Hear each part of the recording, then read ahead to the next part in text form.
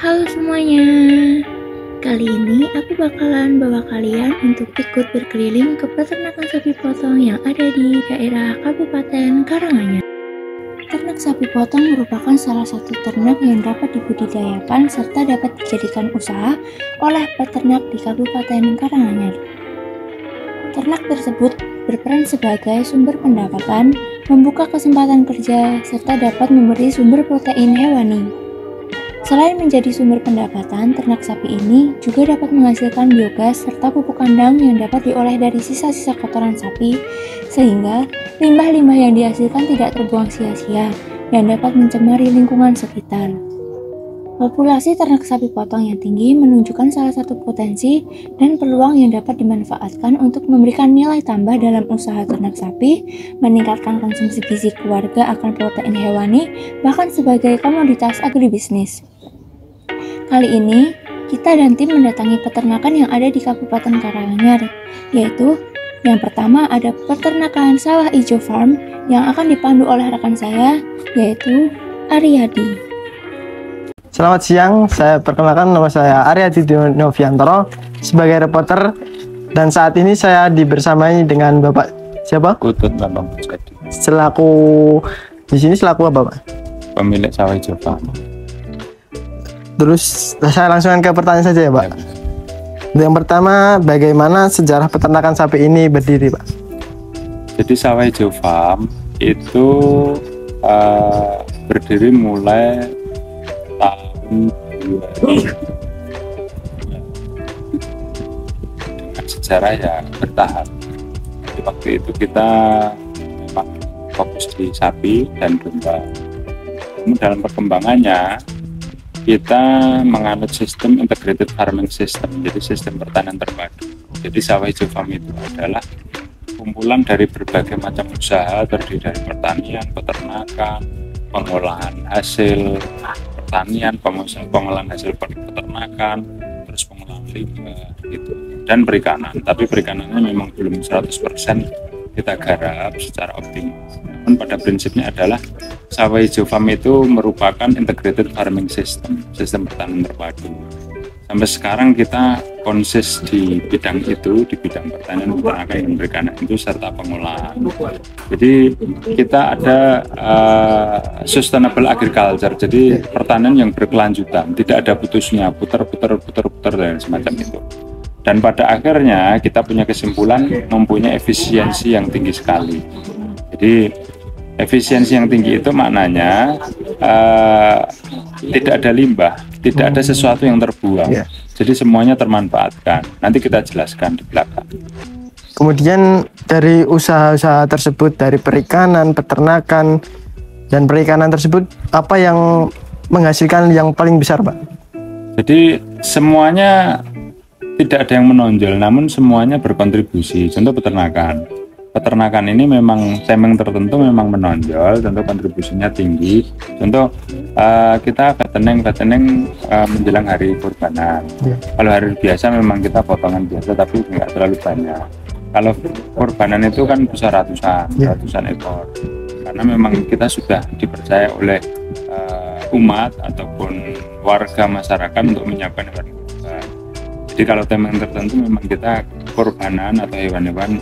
Dan kalau hariannya kita juga nyuplai bibit sapi, termasuk produk kita yang lain, susu segar, susu sapi perah gitu kan, terus domba potong itu juga harian.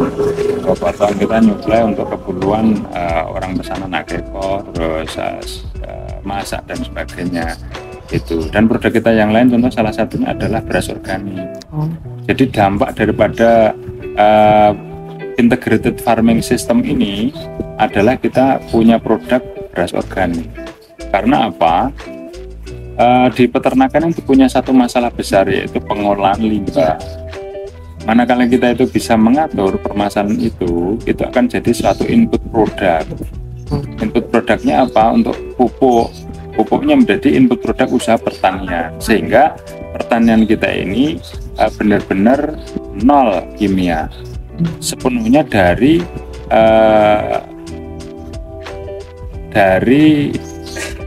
kotoran ataupun dari hasil daripada peternakan. Contoh ya tadi pupuk kandang, terus ada lagi limbah cairnya adalah urin sapi, kita kumpulkan menjadi satu, akhirnya kita jadikan sebagai sumber pupuk untuk pertanian kita. Dan pertanian kita benar-benar pertanian yang mandiri tanpa bantuan ataupun tanpa input kimiawi. Jadi seperti pupuk urea, pupuk ZA seperti itu tidak, sama sekali tidak pakai. Kita mandiri. Jadi pertanian yang mandiri itu seperti itu. Jadi kita tidak boleh tergantung kepada pabrikan. Pupuk harus disiapkan sendiri, pestisida harus disiapkan sendiri. Kita seperti itu. Kemudian sistem perkandangan yang digunakan di sawah hijau ini seperti apa, Pak? Sistem dari bentuk kandangnya? Kandangnya semuanya kandang kandang kereman, istilah kandang tambatan. Jadi dengan apa namanya sistem ya sudah, kereman itu ya dikasih makan sepenuhnya di kandang itu, tidak kita lepas karena memang tujuan kita mengemukkan dalam periode tertentu 100 hari misalnya 120 hari gitu. Dan beberapa memang kita punya tempat exercise untuk apa namanya jalan-jalan, tapi itu untuk sapi perah. Itu sapi perahnya kita punya. Kalau sistem sapi perah sudah kita buat sedemikian rupa agar nyaman dan layak. Contoh salah satunya sapi perah itu punya lantainya, tapi lantainya karpet. Gitu, karpet. Jadi agar sapi perah terjaga kesehatan kukunya, agar terjaga kesehatan lantainya, karena dia yang diambil adalah susunya. Gitu loh. Sehingga akan menghasilkan satu produk yang bagus.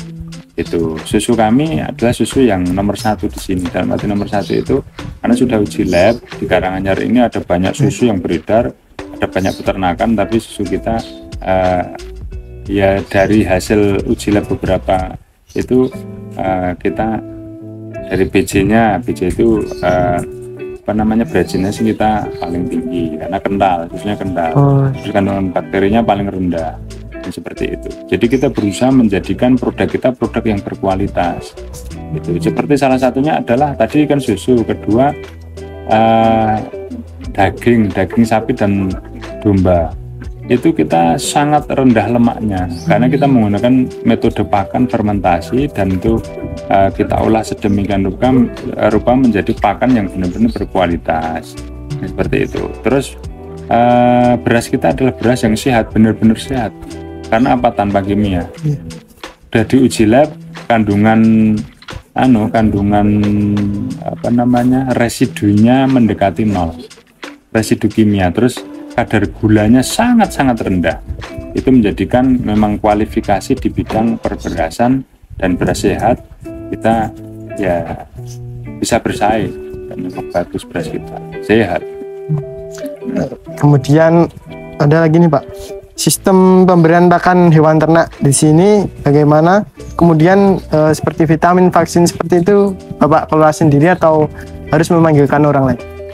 Contoh sekarang pakan semua kita olah, kita awetkan, kita proses dulu agar menjadi pakan complete fit. Jadi pakan yang benar-benar komplit dari kandungan apa namanya, protein, lemak, karbohidrat, itu kita buat sedemikian rupa supaya komplit. Nah, kita fermentasi. Terus pemberian pakannya adalah ya kita sesuaikan dengan berat badan si ternak pemberiannya. Namun pakan-pakan tertentu seperti jerami, rumput itu memang ada yang kita fermentasi, tapi ada yang tidak. Itu kita berikan sepenuhnya ad libitum. Jadi sesukanya sapi itu. Jadi kita berikan makan sehari itu 2 kali, pagi dan sore. Namun kalau untuk istilahnya tambahan seperti tadi jerami fermentasi ataupun rumput kita berikan juga 2 kali tapi sampai kenyang, jadi 4 kali pemberian itu. Terus pemberian vitamin, mineral, vaksin dan sebagainya kita kelola sendiri, maksudnya kita lakukan sendiri, kita tidak mengundang dokter. Jadi memang kita ya berawal dari pengalaman, semuanya kita istilahnya kita catat, kita pelajari sehingga bisa menjadikan apa namanya pengalaman itu untuk kita jadikan sebagai guru yang baik untuk mengelola ternak kita. Jadi semuanya kita tangani sendiri. Mungkin cukup itu ya Pak yang bisa saya tanyakan. Sebelumnya saya terima kasih atas jawabannya. Jadi prinsipnya, kesimpulannya adalah Sawejo Farm ini bukan sekedar peternakan biasa, tapi peternakan yang mempunyai prinsip integrated farming system. Di situ disimpulkan efisiensi yang tinggi karena tidak ada limbah. Titik beratnya kita tidak ada limbah. Kalaupun dikatakan limbah, kotoran itu menjadi input produk usaha lain, tidak kebuang. Jadi kita tidak menebarkan permasalahan, gitu. Jadi semuanya termanage, limbah-limbah di sini semuanya termanage, nggak ada limbah intinya. Itu saja titik beratnya. Jadi semua nggak pure ke sawah ya Pak itu hasil kotoran? Tidak. Jadi, termasuk kita punya satu produk yaitu gas. Biogas. Jadi biogas itu dari kotoran ternak. Kita salurkan ke lingkungan. Produk kita itu salah satu. Biogas itu ada kelola sendiri atau Anda salurkan ke? Disalurkan, dikelola kita, tetapi hasilnya untuk lingkungan. Ada 10 kakak yang menikmati tiap hari tanpa harus beli gas, free dari kita. Karena itu bukti sebagai CSR kita. Nanti bisa kita cek di lapangan. Mungkin cukup itu yang bisa saya tanyakan, dan mungkin ini sudah menjawab dari pertanyaan-pertanyaan yang sudah kita tanyakan. Terima kasih, saya Arya Noviantero dari Sawah Hejo, pamit undur diri. Nah, itu tadi pemirsa informasi dari narasumber kita yang pertama. Dan kita beralih ke narasumber kedua yang masih dipandu oleh rekan saya Aryadi di Peternakan Andini. Halo, selamat siang. Baik lagi dengan saya Aryadi Noviantero sebagai reporter, dan di sini saya dibersamai juga dengan Mas siapa? Mas Agis sebagai owner dari apa Mas? Peternakan kelompok ternak Andini Lestari. Ya. Oke, kemudian ini sejarahnya terbentuk peternakan seperti ini dari apa Mas? Ini sebagai dari dulunya itu di desa-desa banyak peternakan Mas. Contohnya seperti desa itu ada peternakan, satu rumah ada sapinya. Nah, di situ ada masukan dari dana desa buat kandang. Nah, itu sapinya suruh tarik sini semua. Biar di desa-desa itu nggak ada sapi ke awar orang gitu loh Mas. Gitu. Itu Mas. Sejarahnya kayak gitu. Habis itu lebih maju sebenarnya dulu cuma 3 kandang sama ini, baru tambah lagi 2, peternakannya semakin bagus. Itu untuk mengelola itu menggunakan dana desa atau? Itu dari dana desa Mas, yang buat kandang ini. Jadi untuk perawatan lebih berkelanjutan itu tetap pakai dana desa juga? Bukan, itu yang ngelola kelompok. Sebagaimana per sapi itu di sini sepertinya kos. Satu sapi itu 1 bulannya 10.000. 10.000. Ya. Udah, itu efektif ya Mas? Efektif, insya Allah itu untuk air, listrik, sama perawatan kandang, sama alat-alat untuk cekrok, angkong gitu Mas. Ya. Kemudian untuk sistem perkandangan yang digunakan di peternakan ini seperti apa Mas? Kandang breeding sama penggemukan. Kemudian kenapa ada plot-plot seperti itu? Kenapa di petak-petak sendiri gitu Mas? Karena kan untuk breeding baiknya seperti itu Om. Dalam arti itu di plot itu kadang kalau udah bunting, udah mau lahiran itu dilepas. Terus kenapa tadi saya lihat di sana itu kayak berbeda itu Mas? Kayak berhadapan gitu. Itu untuk penggemukan Om. Iya. Kemudian untuk sistem pemberian pakan menurut Mas gimana tentang sistemnya ini? Di sini kebanyakan rumput, pakannya rumput sama koboran. Itu rumput sama koboran, terus rumput. Nah, itu makannya pagi sama sore saja. Iya. Kadang kalau ada jerami dikasih jerami. Jerami itu untuk siang atau malam atau? Itu habis koboran. Langsung habis koboran langsung jerami. Itu komborannya apa Mas pakai apa Mas? Saya itu pakai konsentrat buat sendiri, ransum sendiri. Gitu. Sama konsentrat sama jerami kalau ada. Kalau kan saya bidangnya penggemukan, nggak breeding. Kalau breeding itu seharusnya rumput yang banyak, konsentratnya sedikit. Karena untuk hasil susu itu dibanyakin serat-seratnya sama hijauannya. Mungkin bisa diceritain dikit Mas untuk apa konsentrat yang Anda buat sendiri. Misalnya pakai ampas singkong, terus pakai apa lagi? Konsentrat yang saya buat sendiri itu dari berbagai 11 macam. Contohnya jagung, polar, bugil kelapa, bugil sawit, CGF, BKK, garam, mineral, itu sama tetes buat rensum itu Mas. Sama campurannya ampas uhu. Terus kemudian kan ini Mas masih muda, umurnya berapa Mas? Saya umurnya 24. Nah, kenapa Mas tuh memilih usaha peternakan sapi itu? Dulunya itu saya cuma gini Mas, saya tidak mau dibudak sama orang Cina. Oh ya. Mohon maaf ini ya. Dalam arti itu kalau dibudak sapi kan kita sekecil apapun usaha sendiri. Ya. Gitu. Betul. Jadi ya umpama niki di sapi hiji, tahun besok harus 2, terus tambah lagi gitu loh.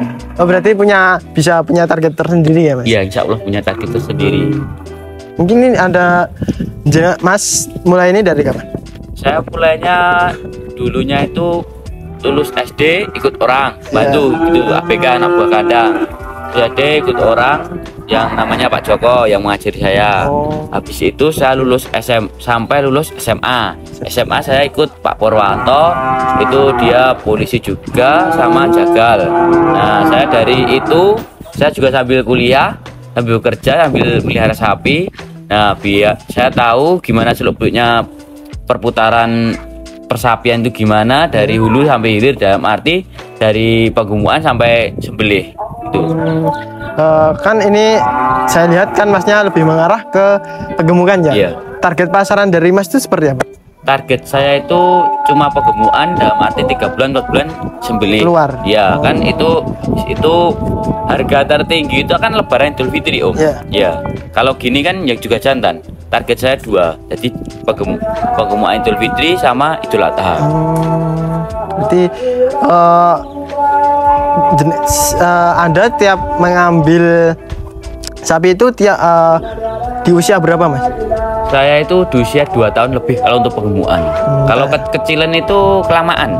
Jadi kelamaan untuk penggemukan itu sulit, dalam arti kecil itu kita kan masih besarkan balung, tulang itu. Nah, kalau penggemukan kalau bisa tulangnya yang besar belum isi, kita tinggal ngisi. Jadi 4 bulan lebih, 5 bulan atau 6 bulan itu udah bisa keluar. Perputarannya ada. Kalau kekecilin itu kelamaan. Biasanya berarti 4 bulan ya? Iya, 4 bulan. Kemudian Mas cara Mas mengolah limbah dari kotoran dan versus sama air kencingnya itu bagaimana? Kalau air kencingnya itu ada yang untuk nyemprot pertanian kan sekarang banyak hama, nyemprotnya pakai air kencing sapi. Itu kalau untuk kotorannya ini biogas, untuk biogas ini Mas. Ini biogas, kadang ada yang di PP untuk pertanian. Untuk pupuk itu ya Mas? Ya pupuk ya. Kalau air kencingnya itu apa boleh langsung dikucurkan ke dalam tanaman atau harus diendapkan dulu? Berbagai variasi Mas. Dalam arti ada yang langsung, ada yang diendapkan dulu, ada yang tidak ditambahkan lagi sama bakteri yang untuk menetralisis itu gitu. Mungkin cukup itu saja Mas yang bisa saya tanyakan. Semoga bermanfaat bagi teman-teman semua. Saya ucapkan terima kasih Mas. Siap. Saya Aryadi Dunia Fiantara pamit undur diri. Terima kasih.